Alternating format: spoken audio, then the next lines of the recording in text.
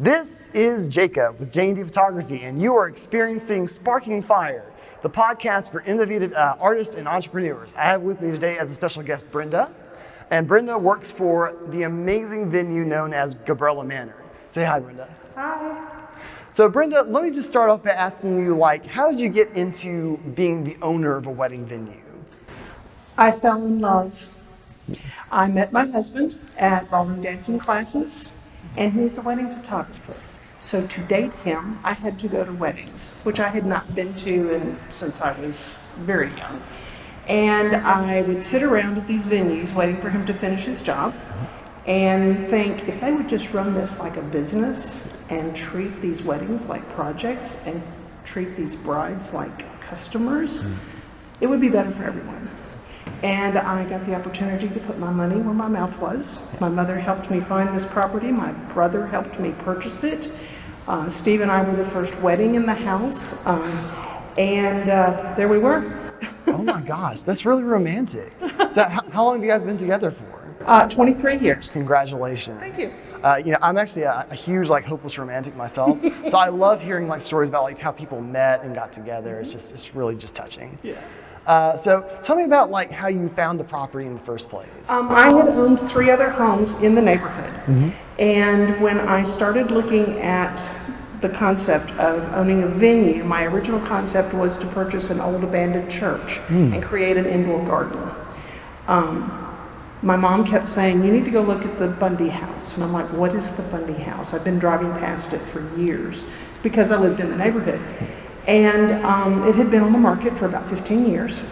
And my brother had been in the real estate business for precisely 1 month. And neither one of us knew anything about what we were doing. So we were kind of treading where angels might have feared to trod if they knew what they were doing. So we came and looked at it. Mrs. Bundy and her daughter were still living in the home. And I walked in and I thought, wow, this is it. And 6 months later, we owned it. That's incredible. So talk to me about what did you see upon entering the house? What was the state of the house when you found it? The house, all of the architectural elements are here and original. The house did not have air conditioning. The doors and windows mostly did not lock. They had abandoned most of the rooms because they were quite elderly. Even the daughter was elderly. They'd abandoned most of the rooms and were just living in 2 of the bedrooms upstairs and the kitchen down here. So there was a lot of squirrels in the master bedroom. Really? And it was, just run down, very run down, but structurally very sound. So when you saw the house, you saw it as a really great potential location for a wedding venue, and that was kind of how you thought of it to begin with? Absolutely. Yeah. Absolutely. One of the things that Steve and I looked at each other and said, this is going to work because it is pretty, but it's not frou-frou. And one of our goals was to remember that it's his day too. And grooms need to feel comfortable even in the vision that the bride has. And we liked this house. It suited that. And we were also looking for something we could add air conditioning to and have on-site parking. Those were some of our criteria that we were looking for. And those are great points. What year was this when you purchased the house? 1997. 1997. It's funny you mentioned that because I'm actually a transplant to Birmingham. I lived in a place called Macon, Georgia for 25 years of my life. And I've only recently moved here in the last decade and just fell in love with the city. But I've met a lot of people who are local to the area, and they said that the city of Birmingham has gone through a tremendous amount of change in the last 20, 25 years. Absolutely, yeah. So how long have you lived in the area for? I was born in Birmingham, but I grew up in Memphis and worked all over the country, including Alaska and DC, before I came home. Interesting. So I've read a lot about the history of Birmingham, and apparently in the 1970s, that's when all the steel and the iron factories started shutting down, and that was the beginning of the decline of the city. So talk to me about the things that you saw in the history of Birmingham, how it kind of went downhill for a while, and to the point where you bought the house in the 90s. Well, I moved back to Birmingham in the 80s. And when I moved to Birmingham, there was maybe 3 restaurants, high-end restaurants. And I came from DC when I moved here, and I'm like, where do you go to eat? And then the neighborhoods were very conservative and stable, and there wasn't a lot of new growth. And so when I moved back in the mid 80s, that's when the growth started back, and it's been amazing. It's been an amazing journey. Yeah. So there's restaurants, there's a lot more wedding venues. Yeah. So yeah, it's been great. So would you feel that you were in like a unique opportunity to like seize a market that wasn't there when you purchased the house? Absolutely. Yeah. When I started this and we purchased the house, there were really only 3 or 4 competitors. And all of them were more not being run as a business. They were kind of, oh, we own this house, let's do weddings here, as opposed to how we came at it with a business plan, let's find a property that fits that business plan. Yeah. So let's talk about your business strategy for a second. So you purchased a house specifically to turn it into a wedding venue. So like, what were your thoughts on like, trying to find like your ideal client, like the market that you're going after? Like, kind of explain that to me. Well, in the late 90s, when we started the business, weddings were very different than they are now. Reception rarely lasted more than 2 hours. There was very rarely alcohol. There was very little food. And so we would do sometimes 3 a day, most of the time 2 a day on Saturdays. So our target market was a very young, vibrant, but different than now. Now we're having couples that consider and create and are very unique. And there's almost always a bar. There's almost always food. Receptions are 3, 4, and 5 hours long. So the feel is very, very different. Yeah. So it's interesting that you mentioned that because, obviously as the times change, like your clients' needs will change as well. And obviously you've kind of, changed your offerings to suit those needs. And so like, especially with the length of like the wedding and the reception, and especially with like today's generation, they want something totally unique, like something that says like, this is me. And so like, give me some examples of the things that you've done to help kind of match that vision. Wow. Well, the first thing we did was a couple of years ago, we made the decision that we would only do 1 a day. That way we can offer all of our time and energy and effort to the couple on their day. But leading up to it, the planning process is a lot different. We start with what we call Dream Day and try to pick their vision. I see a lot of Pinterest boards. And I see it from a lot of different people. I mean, it's not just her Pinterest board. It's Aunt Susie's Pinterest board and his Pinterest board, and we pull it all together. We've had a lot of fun with weddings. People incorporate their pets now. We've had one wedding cat. We've had a lot of wedding dogs. We've had wedding horses before. And we did one wedding where the theme was Alice in Wonderland. And I acquired a rabbit from that one because he was the decor on the registration table. That's so cute. Oh my gosh. But I think, a theme that we're talking about is that, no matter what the era or the decade, that, things like customer service and like listening to your clients will always be so important. Absolutely. And we are very, very, it's very important to us. It's a strong value that there are no surprises. We're very upfront with our pricing. We prepare everything in writing with detailed descriptions and detailed pricing well in advance. We don't want there to be any surprises about wedding day unless, of course, the groom prepares one for the bride and we're in on that secret. So that's kind of fun. It really is. And communication is also like another important and vital part of like running any business. Absolutely. I think I've heard a lot of horror stories actually. There's this one story I heard about this a photographer who was like giving away a free engagement session, but it was actually a total bait and switch operation. So basically like they lured people in with like the promise of a free engagement session and then tried to charge them at the end, right? And stories like that are kind of like what ruin like things for like people like you and I, because like, we try and do things honestly and fairly. Absolutely. And so, it only takes like one bad story to ruin the bunch. It does, especially in today's era of social marketing media where anybody can have a bad comment. In fact, I'll share a little horror story of my own. I saw a comment on Google that we had completely ruined a bride's wedding by having the wrong color of linens. She didn't get married here. What? We keep all of our records all the way back to 1997, and she did not get married here, but because she mistakenly identified us as her wedding venue, and that's out there forever. Yeah. It really is. And a lot of times those reviews are really hard to get rid of. Oh, yeah, you can't. Yeah. I mean, and what am I going to say? Hey, you didn't get married. I mean, we just left it alone because it was probably an honest mistake. Yeah. But Totally. but it's hard. It is hard, and like building your reputation is such a delicate process, and you can spend years like building a good reputation. All it takes is just one bad review to have the whole thing toppling down. Right. And I think in today's social economy, your presence and like your reputation is everything. Absolutely. Yeah.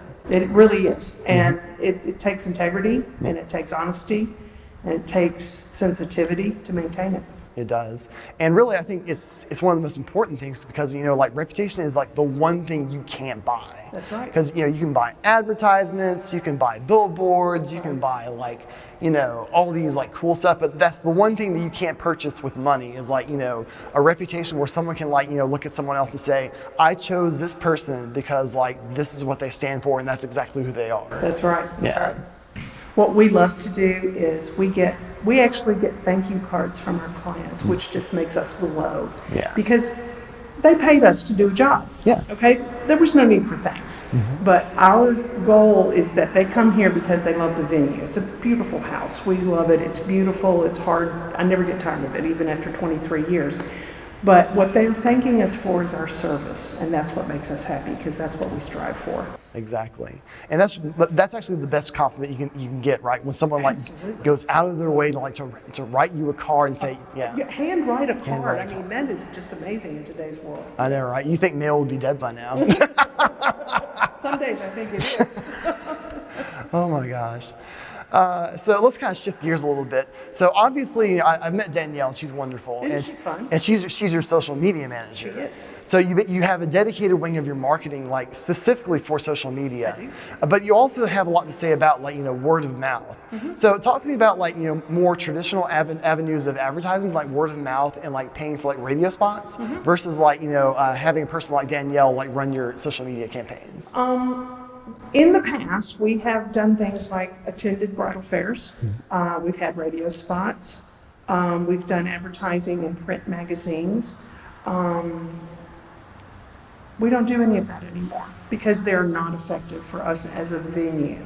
We're very early in the purchase cycle of a bride and her family because that sets the date, that sets the time, it sets the tone. So the thing that we have found that is most effective is responding right away to email inquiries and then the social media. Yeah. And that's very true because I was talking to one of the reps for Facebook. Actually, I got this incredible offer because I spend a lot of money on Facebook ads. They gave me a personalized hour with one of their ad reps, and they basically said that the stat that they had was if you don't respond to an inquiry within 5 to 10 minutes, your lead is 90% gone. So being able to respond quickly and give them the information that they need before they move on is critical. Right, and I'm very, very I'm very keen on answering their question. I could sell them and bombard them with all kinds of stuff, but if they ask me a question, that is what I'm going to answer because that's the information they need to make a very large decision. Yeah, and that's very true. And I have tried to use sales tactics in the past, and really it's really a waste of time for everybody because as a service provider, one of your jobs is to provide information to the customer, and if you're going to give them the runaround, well, they're not going to hire you anyway. Well, everyone today, and coming full circle to where we started, they're very, very busy. Yeah. And they need basic information to know what direction they're going step by step, and that's what we try to provide. Absolutely. So you've definitely navigated the waters of the marketing world. Talk to me about your experience of seeing where traditional forms of advertising have started to dry up, and what was your decision-making process to jump on things like Facebook or Instagram or different social media avenues? Well, that was an easy decision for me. I have always before I turned into a wedding planner and venue owner, I was in digital business propositions. I did geographic information systems for large companies. And so I was attracted to that already, just technology. And we were probably the first in Alabama to have a website, a venue. Wow. Yeah, and it was really hard to do back then. It took a long time. Yeah. But it was just really easy for me. The minute it came up, we jumped on it. I will admit that at my current age, it's getting ahead of me, so hence Danielle. Yeah. So she has helped me a lot navigate the options that work best for us. Yeah, and that's very true because I basically like grew up with the internet. I was born in '85, so in like the early '90s, I was like surfing the web and like Yahoo.com. I saw the tech bubble burst in the 2000s, which was terrible, by the way. Yes. And just like even now, like, I'm starting to kind of get lost in the waves of like what app do I use and like what's hot and what's not. And I'm constantly like looking at gurus and like information to find like the next hot thing. Like the hot thing for me now is TikTok. I've heard of that. I don't know a lot about it. Yeah. Have you ever heard of Vine before? Okay. So let's just kind of skip that part. So TikTok is an app where people can like record short videos, like 15 to 60 seconds, and it can be whatever you want. You can dance to music, sing along to songs, post videos about your day. And within the last like year and a half, it's gotten like hundreds of millions of users, and it's actually on track to surpass Instagram in the next year. Really? And I got on the app on the advice of a guy named Gary Vaynerchuk, and I've accrued a couple thousand followers.